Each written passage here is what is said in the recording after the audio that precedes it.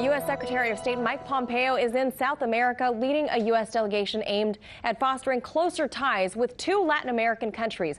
Mike Pompeo's first stop was in Brazil Tuesday, where he attended the inauguration of newly minted far-right President Jair Bolsanaro. Speaking to reporters in Brazil, Pompeo said Venezuela, Cuba, and Nicaragua are countries that do not share the democratic values that unite the U.S. and Brazil. He went on to say that both the U.S. and Brazil have the opportunity to work together against, quote, authoritarian regimes. Pompeo is expected to arrive in Colombia later today to meet with that country's newly elected far-right leader, also Ivan Duque.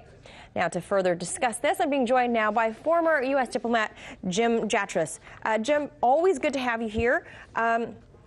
So on this matter here, Mike Pompeo, he appears to have been, received with open arms there in Brazil, which extended all the way to President Trump via Twitter, a back and forth love fest here between Jair Bolsanaro and Trump. Up until recently, relations between the U.S. and Brazil have been a bit frosty, right?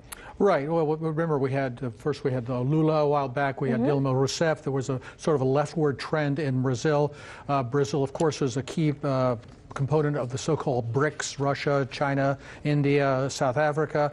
So I think now there's a sense that with Mr. Bolsonaro being the Trump of Brazil, that there's a swing back not only to the right, but in a more populist direction that maybe provides an opportunity for U.S. policy, whatever that might be in the region at the moment. And soon after Pompeo's comments about this authoritarian regimes, Venezuela's foreign ministry accused Pompeo of rallying support among Latin American countries for quote, forcible regime change in that country. Do you think there's any truth to that? Yeah, I think there is. I think if you look at the various countries that we've got problems with, North Korea, Iran, Russia, China. In some ways, Venezuela is the most vulnerable one. It's the one closest to home.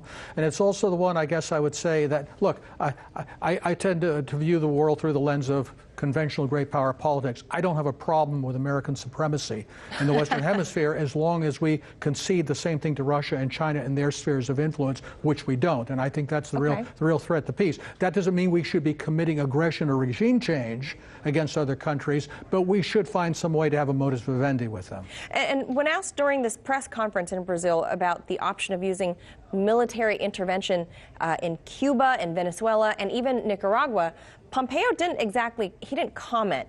Do you think this could be a real option? Unfortunately, yes, and Mr. Pompeo has been the same way, for example, in discussing Iran. I think it's another reason why, after the departure of Secretary Mattis, Mr. Pompeo and Mr. Bolton should go too. This is a very dangerous way of thinking, and I think Mr. Trump would be well rid of him. So his silence is a tacit maybe? Of course it is. Of course it is. And Venezuela is seeing, as you know, hyperinflation, severe food shortages, currently led by Socialist President Nicolas Maduro, who blames the country's woes on American sanctions and other economic pressures. He will now have a very U.S.-friendly neighbor right next door. Brazil has been taking in many Venezuelan economic migrants. How will this neighboring relationship be impacted now that Brazil wants to tighten bonds with the U.S.?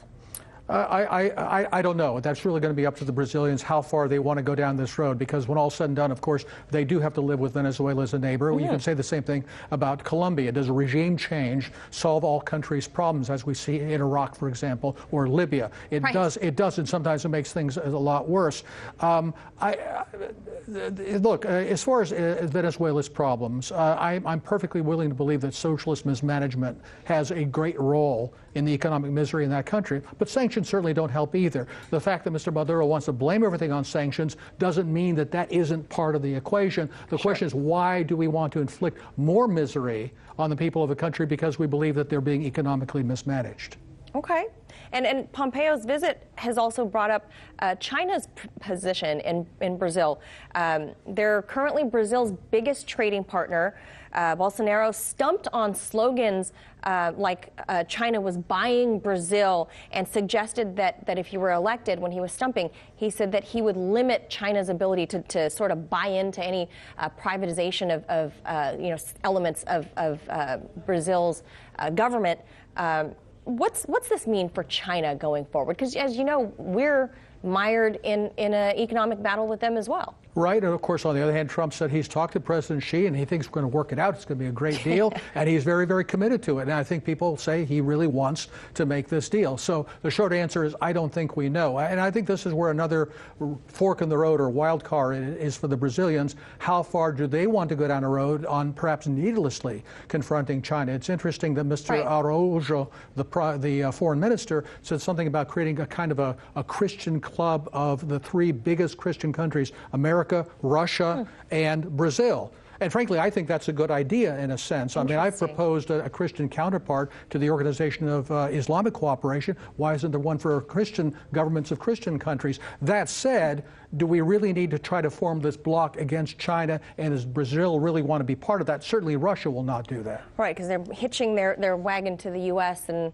we're not sure if that's necessarily the best way to go, you know, in a growing community as the world gets closer and closer together every day, I think, especially with the internet now.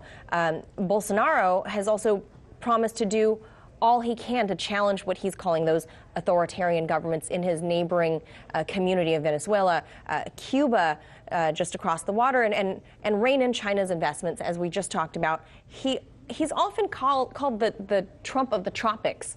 Can this sort of posturing potentially put Brazil sort of on an island by themselves in South America? Are they becoming isolationists by doing this? I don't think that's necessarily the case. If Mr. Bolsonaro wants to succeed, just as if Mr. Trump wants to succeed, he's going to have to put his own country's interests first.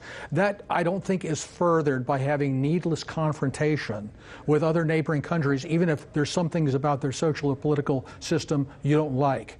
So I think he's going to have to get his ducks in a row and decide where his priorities are, where he can cooperate with the United States when it's in Brazil and Brazilians' interests, and where it is not. And I think that's the same choice that has been facing Donald Trump for the last 2 years, and his delivery has been somewhat inconsistent. Right, and I'm sure if we had another military conflict between the two nations and the U.S. had to intervene, as we've seen in the 80s, that's never really worked out well. And if you really want to put your country's interests first and your people's interests first, military conflict, regime change, getting bogged down in foreign wars is not the way to go. And we don't need that, and Brazil doesn't need that. All right, Jim Jatras, as always, great to speak with you today. Thank you. Hey YouTube, thanks for checking out our channel. We hope you enjoyed the video. We have tons of content for you just like this. For more of RT America's one-of-a-kind news and analysis, be sure to subscribe and never stop questioning more.